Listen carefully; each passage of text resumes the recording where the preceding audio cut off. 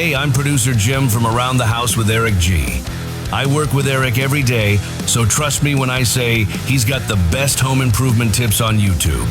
He'll teach you how to fix your house, save money, and avoid those oops moments, like the time he almost glued himself to a countertop. Seriously, if you own a home, or just like watching a guy who might set off the smoke detector, you need to subscribe to at Around the House Eric G. Because if Eric's not helping you, I guarantee he's breaking something, and you don't want to miss that. You won't be disappointed.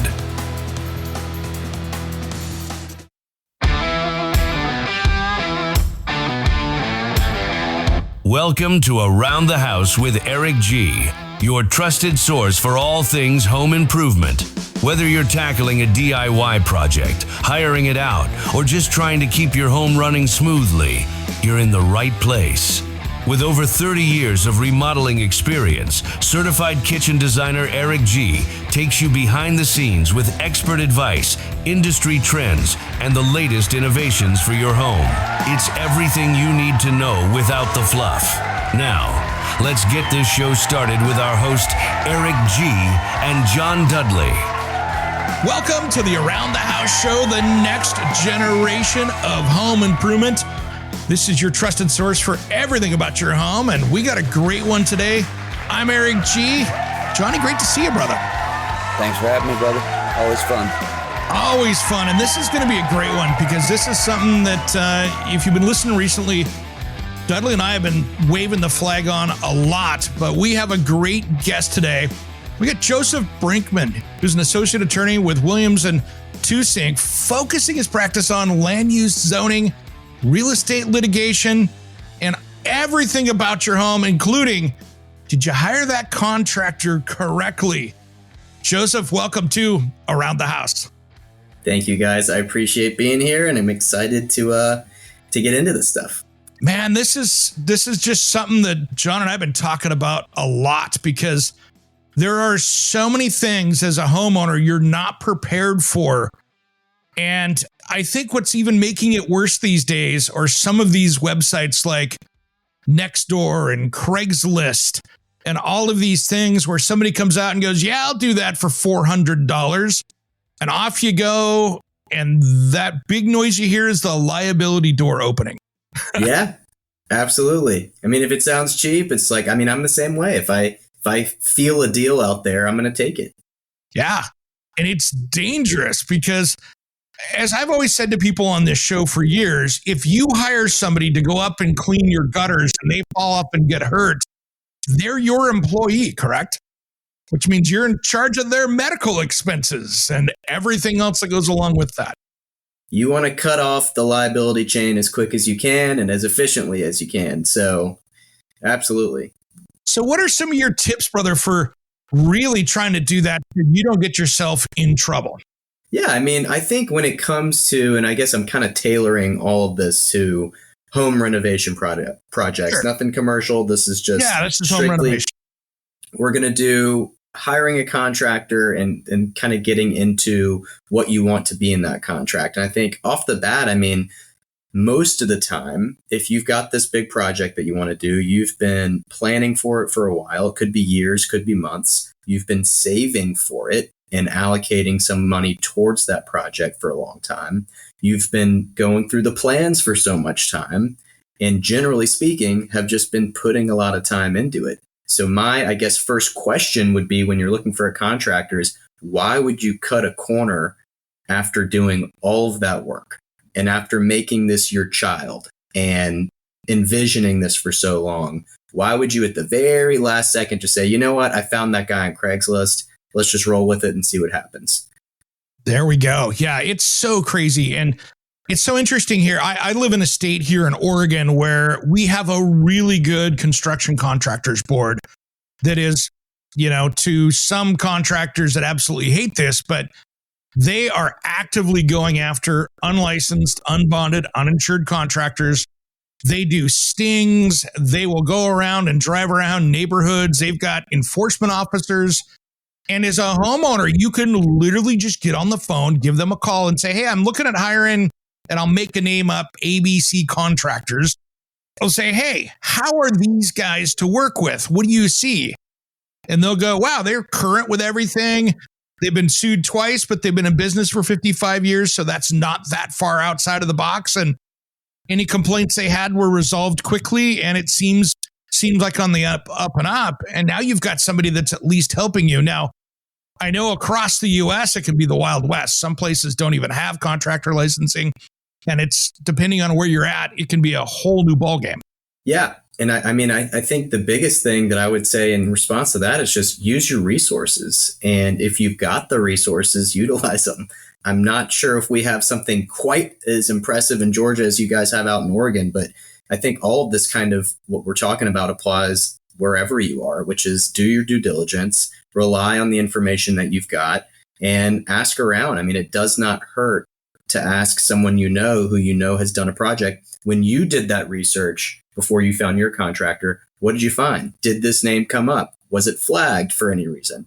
And I think not only doing the research, but, and this is kind of getting into the next part of the process, but sit down with the contractor and have a conversation. Because when I get involved, it's usually once the relationship's already kind of past repair.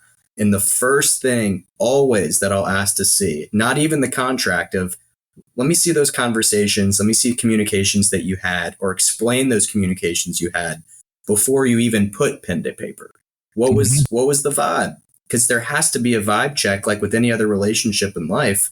You want to know who you're signing up to work with. And John, I know you're a contractor, we're a contractor, and you can appreciate that. If it goes both ways too. This is not just from the homeowner's perspective. The contractor too, if you show up and you've got a homeowner who's going to be on your ass no matter what, maybe you don't necessarily want that job. No, and that's a real hard truth, and we've brought that topic point up several times over the last couple of months. Like, because for me, that was always a big thing, and it's something I always emphasize when we're speaking to the homeowner. Like, man, get that vibe. Absolutely. He might not be the cheapest, he might not be the most expensive, he might not have the prettiest truck, but like I always tell Eric, I used to walk in and sell $300,000 remodels with long musician hair and tattoos and earrings and ripped jeans. And the people would buy from me versus my sales guy who'd go in with a tie and a sport jacket all dolled up and looking pretty. They want that vibe. They want that vibe. Yeah. They know authenticity. They know when you're speaking the truth, and they know that you're being genuinely who you are. And it makes a huge difference. And same goes for the homeowner when they're like, hey, if you do a great job on my bathroom, let's take a look at the kitchen afterwards. I'm like, you're the snake oil peddler now, brother. Yep. Especially in these long remodels, it's somebody you're going to have to get along with for a couple of months. And, oh my God, Eric, if not longer. Eric and I have also talked about the relationship between husband and wife during these big remodels. And it gets sticky, man. No matter how cool of a person you are, there's going to be points. So that fast. friction comes. So I love that advice. Thank you, Joseph. Yeah, I had to almost call the police to break up a fight between a husband and wife on a new home build because he had changed the laundry room cabinets and she wasn't aware. And she goes off and gives him a right hook that landed. And I'm like, whoa. And I was like, hey, guys, this meeting's done. They're like, oh, I'm sorry. I'm like, they're like, no, let's continue. I'm like, this meeting's done because the next thing I have to do is call the police. This is a different type of podcast now. Yeah, exactly. Right. And a different attorney we need to contact. And a different attorney. That's criminal. Yeah. That's not me. Now we're into the Johnny Depp stuff, and that's a whole other thing. Oh, Jesus. Here we go. We're checking every box right now. I love it. Well, and it's crazy, though, because, and I always said this as I taught kitchen and bath designers, because, I've got 35 plus years of kitchen and bath design behind me. And I'd say, hey, if you're not letting go a couple clients a year, you're probably not being picky enough, because in that front end of the project, if it is not nice, calm, chill, if it's already rough, it just gets worse from there. Absolutely. Yeah. And again, just kind of like when you're approaching this, again, you've spent so much, and this is what always throws me off. You've spent so much time planning for this. Yeah. Why are you allowing yourself to even feel the pressure of having to hire this person? And from the contractor's perspective too, you've got other jobs. Why are you feeling the pressure to have to take this? And I know sometimes it just seems in the moment to be it. And you're like, wow, I can see where this is going. Maybe it's not perfect right now, but it could get there. And that's with any relationship in life. But especially when you're about to invest so much money and become best friends with this contractor, don't let the pressure hit you that early. To find out more information about the show, head to AroundTheHouseOnline.com. Help us out and hit that subscribe button on our podcast. Around the House will be right back.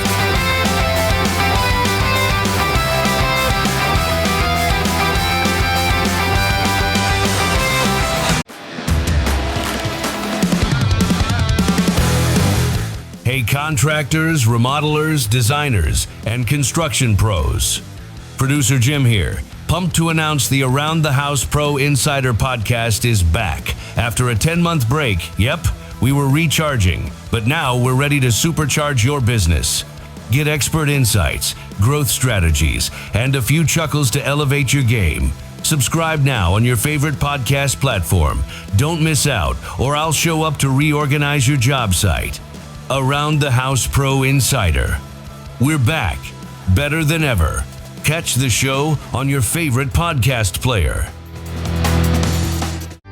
Hey guys, Eric G from Around the House. Tired of juggling brooms and blowers for cleanup? Meet the Aero Broom, a 2-in-1 sweeper and cordless leaf blower that works inside and outside your home, all for under $60. This lightweight tool clears dust and debris in half the time, leaving your floors or patios spotless. I've tested it. Trust me, it's a game changer. Visit aerobroom.com now and grab yours. That's AERO broom.com. Sweep smart.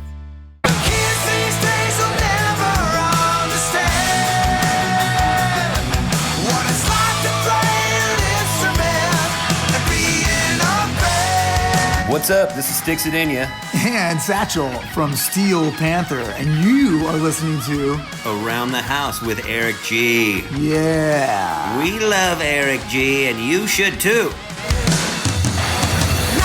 Welcome back to the Around the House show. Please visit our website at AroundTheHouseOnline.com. Eric G and John Dudley are in the middle of a conversation with Joseph Brickman, and we are talking about contractor law.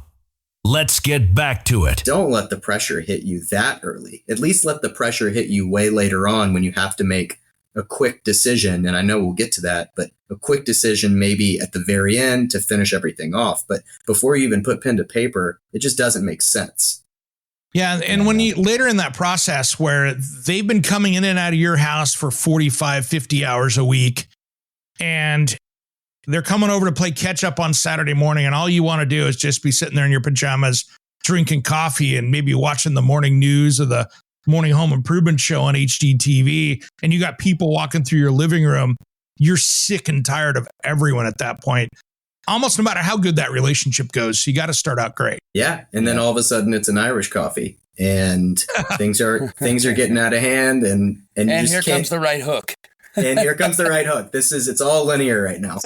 You know, Joseph, I think the big thing here too is as we go through this process, the contract is such an important thing. And it's so crazy because I'm also you and I were talking beforehand about some of the groups that I'm either a moderator or an expert in on social media.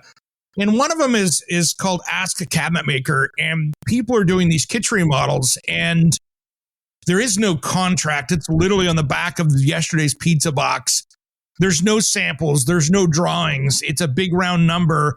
And then they're wondering why they're not getting what they expected because no one bothered to communicate it correctly. Yeah. And I think it's important to make clear, and I know John can attest to this, there's the practical side of everything, and then there's reality. In an ideal world, you've got the perfect contract. You've thought through this. You've listened to this podcast. You've heard the horror stories. You know what is to come and why it's important to have that contract. 95% of the time, we're not going to have that. And you're going to have a piece of paper or a handshake. And it's just going to be, I'm hiring you to do this because I trust you. And I've heard from multiple people that you know what you're doing. And yeah, maybe this is a $400,000 project, but we just got to make it work. And that's practically what's going on. But you've gotta take a step back. And again, it's just the timing of everything. You've put so much time to begin with. Let's just take a little bit of extra time to figure out the details, because the contract itself can make everything go smoothly, including the breakup, if it does get to that. It's so important, because that's always the first thing I ask when things are going sideways on that. And this is something I literally comment once or twice a day in this group in. And the first thing is, what does your contract say? And they're like, well, it doesn't look what I expected. Okay, what is the sample that you signed and approved? Where's the door sample you signed and approved? And that was a rule when I owned my own kitchen and bath company, was that I don't care if they want to write a check today. We don't have a contract until there is a signed sample that we have in our hands. We'll order them 2 samples. They get to have 1. We have the control sample they're going to approve. And we're going to keep that in the file with the contract. And so we have all the hard pieces, so there's no misunderstandings. And you have to almost go to that level, especially with some of the products that you see out there. And I've got horror stories with that, where products are not clear and it's perfectly written out in the contract, but there's still a misunderstanding around it. Exactly. And you can't have a situation where you're like, oh, well, the contractor was supposed to get me exhibit A to the contract right after we signed. I actually don't have that. They never gave it to me. I'm like, well, then why the hell did you sign it that said that you did have it? You don't even know what it said. And now you're just operating based off of what someone else is saying that you may or may not have agreed to. So I agree. It's almost like, it's kind of like a prenup. I mean, it really, it's the construction prenup of, and that's why I think it's important. It's not just to cover your own butt. It's to cover both parties' butts. And it should very clearly explain what happens if something goes south. It's not just about, here's how we're going to do change orders, which I've got a lot to say on that. But it needs to say, if you guys are going to go like this at a certain point, post right hook, then here's what's going to happen. And here's what you can recover as the contractor. Here's what you can't touch. And here's what you can claim as a homeowner. Here's what you can't fight. And it needs to spell that out. And I don't think people really realize how important that part of the contract is. It's not just the typical provisions, but it's the breakup provisions. Speaking of the breakup, we covered this probably now 3 or 4 years ago. I don't know if you saw this out in Colorado, but it was the Sledgehammer contractor that made all the stuff. So he was doing a remodel for a bathroom, and he wanted to get paid early outside the contract. She said no, because she had some concerns about the quality. And he went over, even though he was told not to enter the premises, and was known as the Sledgehammer contractor because as the neighbor filmed it, he went into the bathroom with a sledgehammer and demoed it as a, quote, repossession. There you go. So we were very involved in this because I saw it come out, and we had some friends of the show and another Facebook group called Global Tile Posse went out there, and they gave her a brand new bathroom for free. And it looked like a blind 8-year-old did the tile work. It was the worst tile work I'd ever seen. And this guy, when it was all said and done, after 2 years, he did a little time for that felony, and rightfully so. But it just shows you, even if you have a contract, if people don't want to follow it, it's something you can hold people accountable with, but it's not going to fix the overall problem of hiring the wrong person. Absolutely. And unfortunately, we've dealt with a lot of cases where there's not clear enough instruction. It's not clearly spelled out what part of the job is going to entail what. Demo plans specifically. Mm-hmm. Specifically demo plans of, why didn't you look at these plans before you signed the contract? You have to make sure you know, because once you demo something, it's gone. Once something's gone, it's gone. Yeah. So you've got to be on the same page. And again, demo happens first. So I'm like, again, why are we at a disconnect this early on? If there's going to be a demo, you better know what the demo is going to be. And it can't be a situation where maybe I did authorize it, maybe I didn't, because that's kind of the most important part. And I mean, your loan might be affected by that. Oh my gosh. Right. It's the hugest piece is the money, and where are you getting this money? And even if you're fronting the cash yourself, I mean, you're not taking out a loan for the project. I mean, that's a huge expense if you demo the wrong part of the property. Yeah, it's like the surgeon doing the wrong knee surgery. It's exactly like hard to go back and fix that. It's just what it is. But this is probably one of the most controversial parts of construction. What is your take on down payments? Give me as much detail as you can. I cannot stand looking at these contracts where it just says $25,000 due off the bat. Well, what does that entail? What's that going to cover? Because I know in theory, $25,000 is going to go towards materials. It's going to go towards my subs. To find out more information about the show, head to AroundTheHouseOnline.com. Help us out and hit that subscribe button on our podcast. Around the House will be right back.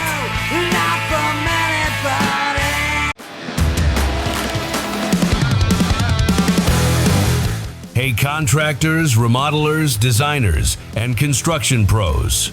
Producer Jim here. Pumped to announce the Around the House Pro Insider podcast is back. After a 10-month break, yep, we were recharging, but now we're ready to supercharge your business. Get expert insights, growth strategies, and a few chuckles to elevate your game. Subscribe now on your favorite podcast platform. Don't miss out, or I'll show up to reorganize your job site. Around the House Pro Insider.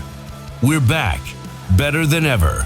Catch the show on your favorite podcast player. Hey, it's producer Jim here, and Eric G has no idea I'm doing this. When you sign up for the Around the House Insider, you're not just getting early access to the weekend show, exclusive extended episodes, the full back catalog, and a direct line to Eric himself. I'm throwing in 2 Around the House stickers on me, just for signing up. But don't wait, this is only while supplies last. It's just $4 a month. Head to AroundTheHouseOnline.com or click the link in the show notes. Shush! Don't tell Eric.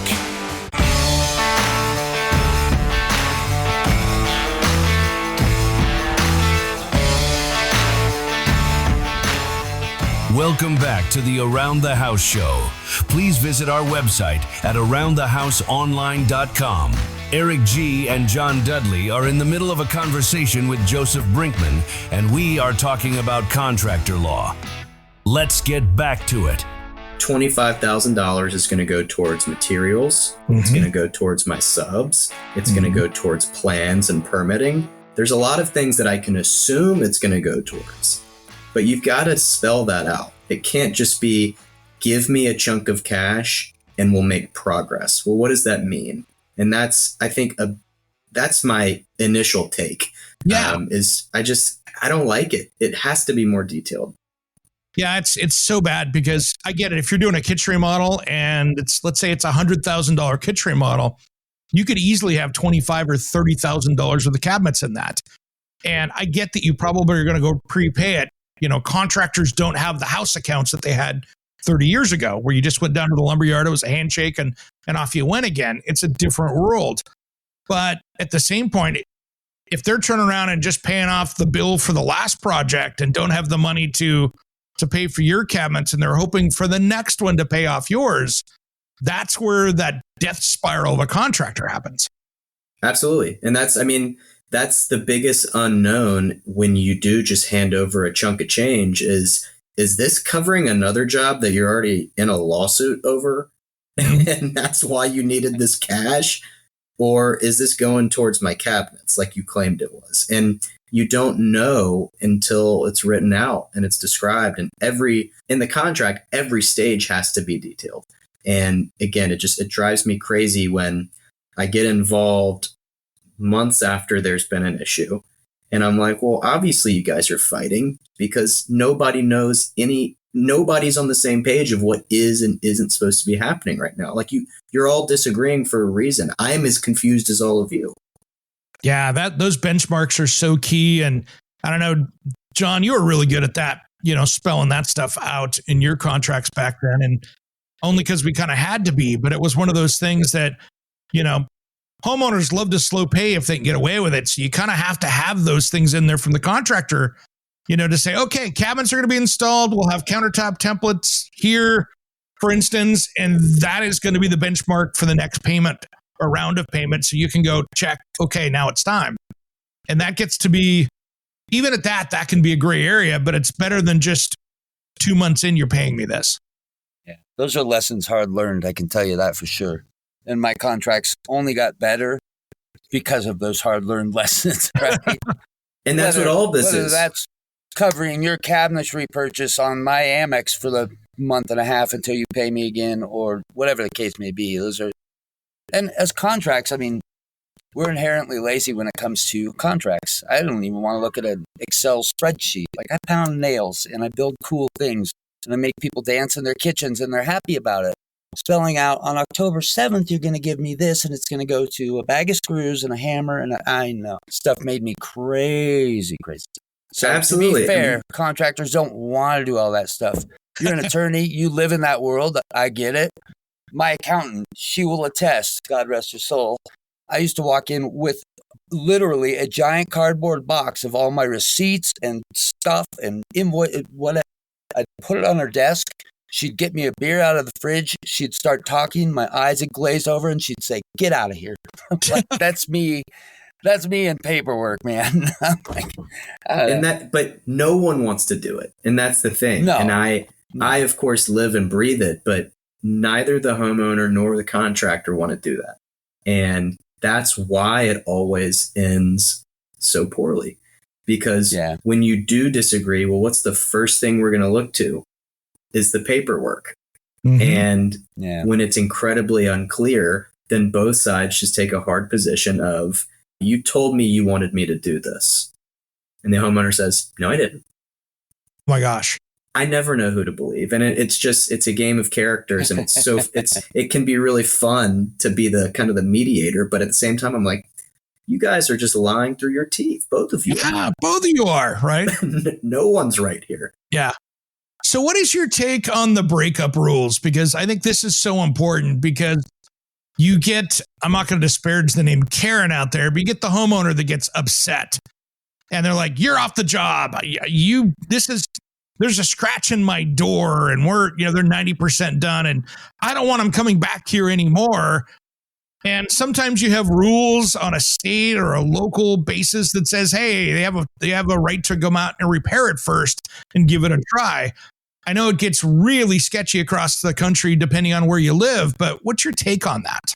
I guess right to repair aside, because Georgia's got the Right to Repair Act and it's very, very strict, and there's so many procedural, just strict liability, have to hit this before we get to the next step. That aside, I think just generally speaking, you've got to have something clearly written out that says if the relationship terminates, doesn't matter whose fault it is, the contractor is entitled to everything that they've done, at least up to that date.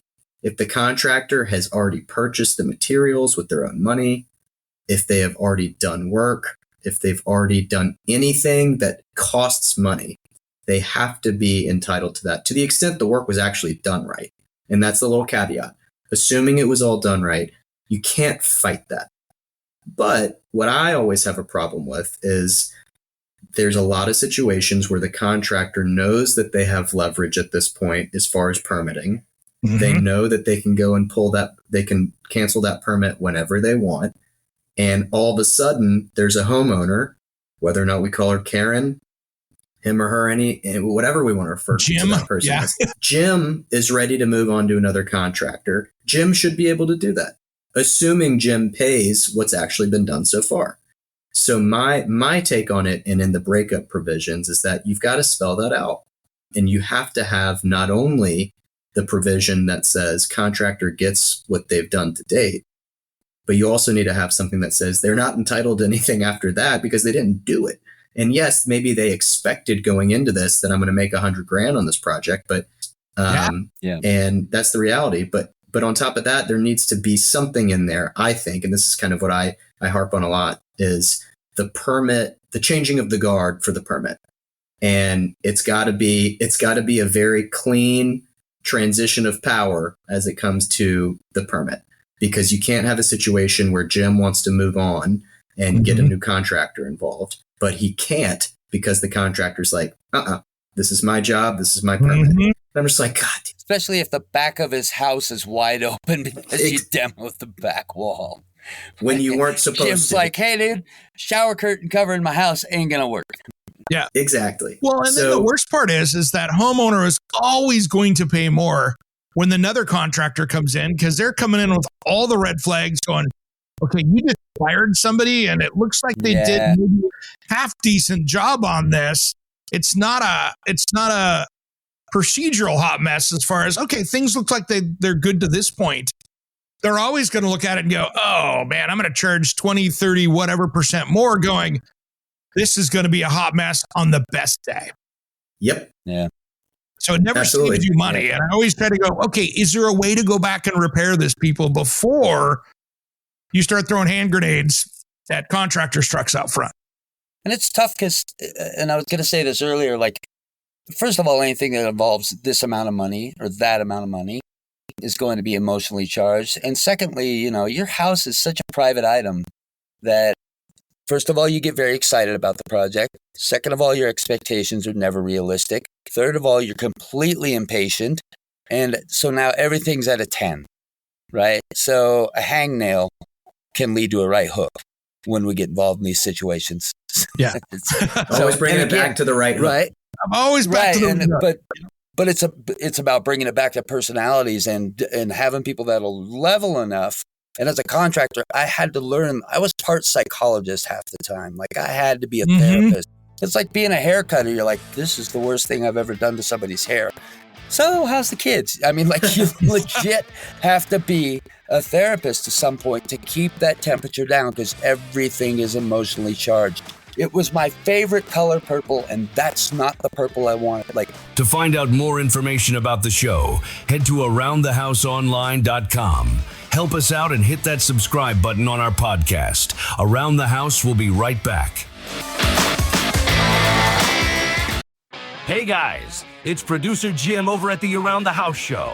Do you have an amazing product or service you want to expose to our audience? Head over to AroundTheHouseOnline.com and send us a message, and we can help you reach the smartest audience in home improvement. Head over to AroundTheHouseOnline.com and send us a message, and we can create a custom marketing program for you. Now let's get back to the show. If I could dream. Is your website losing you money instead of making it? Slow load times, outdated design, or a clunky mobile experience could be driving those customers away. At SiteHypeDesigns.com, we turn bad websites into high-performing, customer-winning machines. Our expert designers create sleek, fast, and SEO-optimized sites that don't just look good, they convert visitors into paying customers. Don't let a weak website hold you back. Visit SiteHypeDesigns.com today for a free website audit and discover how we can take your business to the next level. SiteHypeDesigns.com. Websites that work as hard as you do. For our Around the House listeners, use promo code ERICG for a free website audit and a free half-hour consultation call.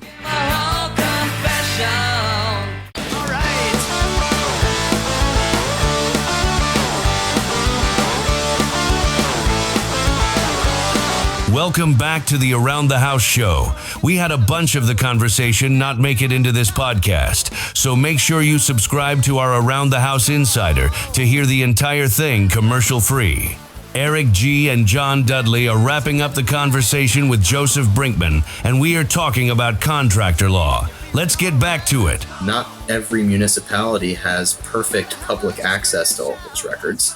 And then what you'll see a lot of the times from appraisers on their reports is they will have an appraiser, their appraisal will be like 2 or 3 pages, and then 5 pages of here's what we're not doing, and here's what you can't come after me for.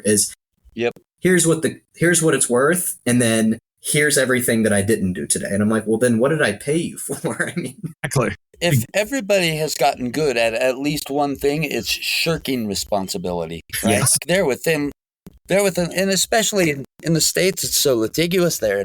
People know somebody's going to come after them for something, even if it's not on them. It's unfortunate, but the people I think about, and I've stupidly bought several homes and not looked into those things. Again, emotionally charged. I don't care. I'll fix it later. I just love this place. I got to have it. But you think about a 20-year-old couple or 24-year-old couple with a baby, and they don't know what the hell they're doing. Somebody needs to tell them these things, right?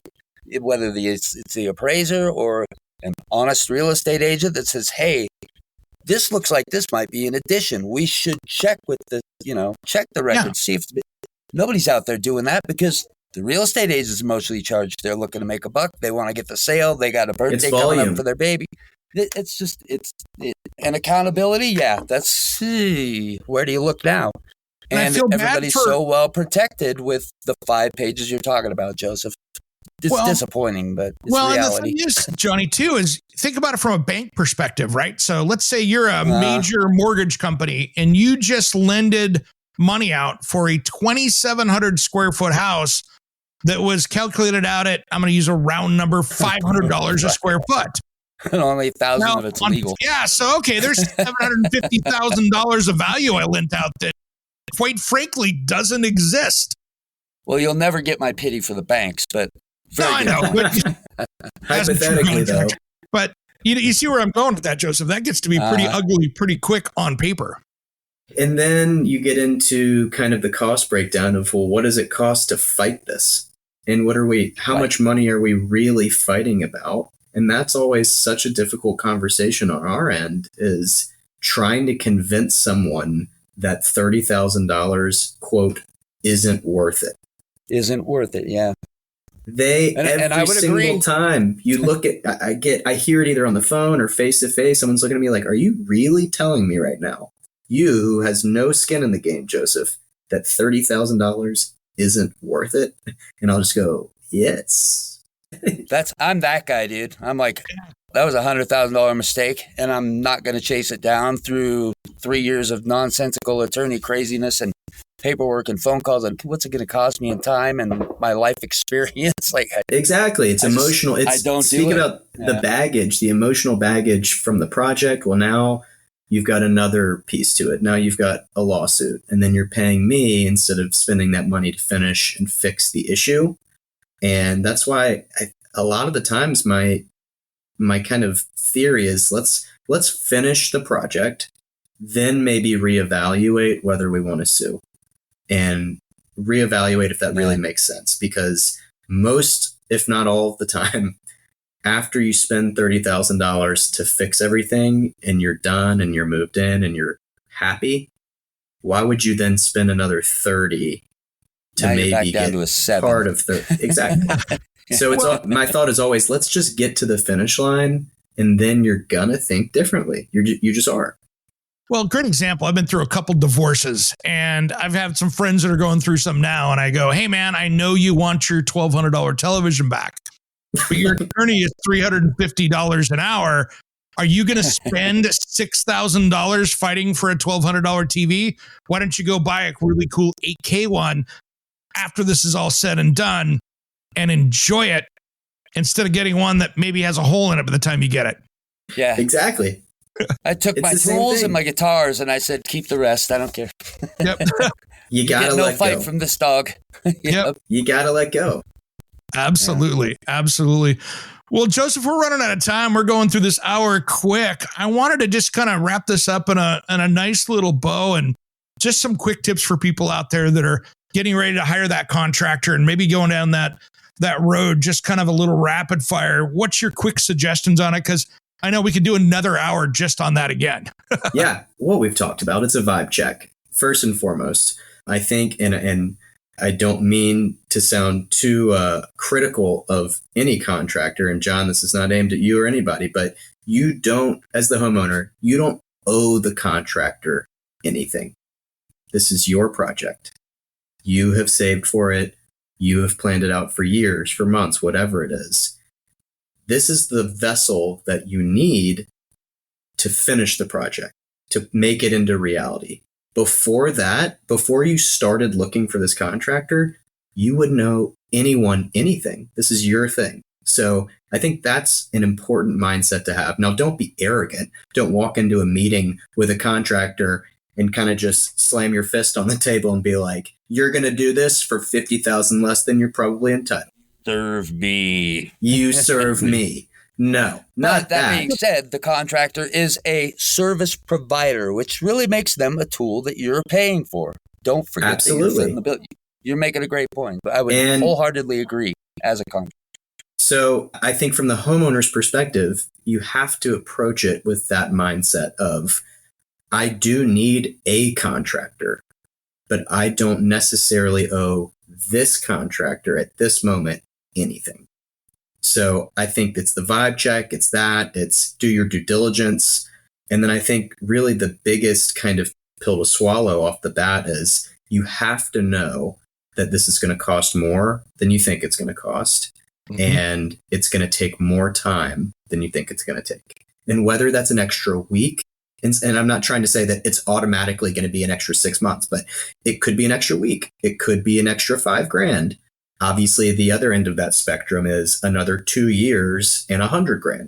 But you have to know going in that this isn't going to be exactly what you think it's going to be. And I think the last part, it's not Legos as much as we might want it to be. And don't get bullied. Don't get pushed around. And you need to find the right fit that you guys can kind of work together and know how to disagree.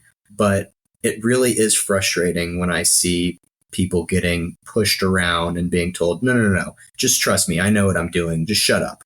I'll make the change. It'll be fine. Like, no, you don't have to agree to that. And I think there's a position of power, and we all, with anything in life, we kind of tend to rely on experts. But a lot of the times you have to be able to take a step back and kind of trust your spidey sense and just know that if this doesn't smell right, it probably isn't. You don't need an attorney at $350 an hour to tell you that. Amen. And my other rule is if it's not written done, it doesn't exist. Yeah. That was frustrating as a contractor myself, right? Hearing those stories, like, oh, man, super frustrating. Yeah. Don't get bullied. It goes both ways. Agree. Yeah. Yeah. So, Joseph, before we head out, what's the best way if people are like, oh, I'm in my own nightmare right now and they need help? How do they find you? You can hear their horror story. Maybe we can talk about it next time. Now that we're talking, I'm like, I would love to just do some of this in Oregon. It sounds pretty awesome. But I would just say you just be on the lookout for an attorney who's also going to approach it this way. Because the last thing you need once you're in a bunch of is to get even deeper into that by just funneling in legal fees. Someone needs to be on the same page as you and understand that this is your child. This project is your child.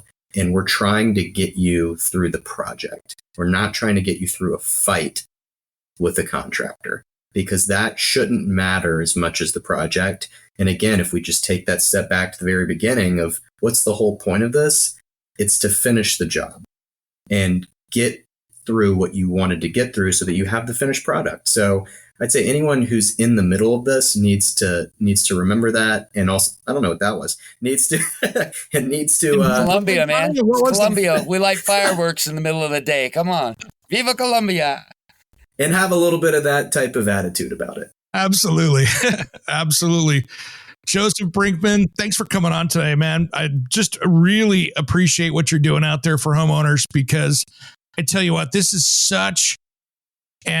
it's just such a big, important part of any remodel project when you're bringing someone in to do it.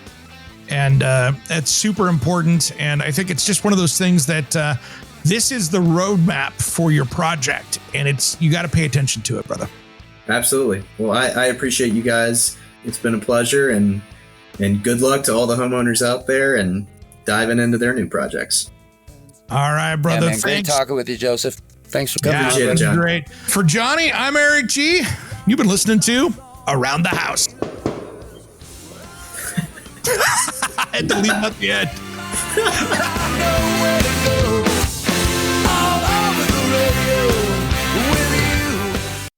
Hey, it's Eric G with Around the House. Are you looking to grow your business? Need a spokesperson for your company? Maybe an MC for an upcoming trade show? Or maybe you want to up your game and shoot some promotional videos? My team of experts would love to chat with you. Head to AroundTheHouseOnline.com and fill out the Contact Us form, and we'll set something up. Thanks for listening to Around the House.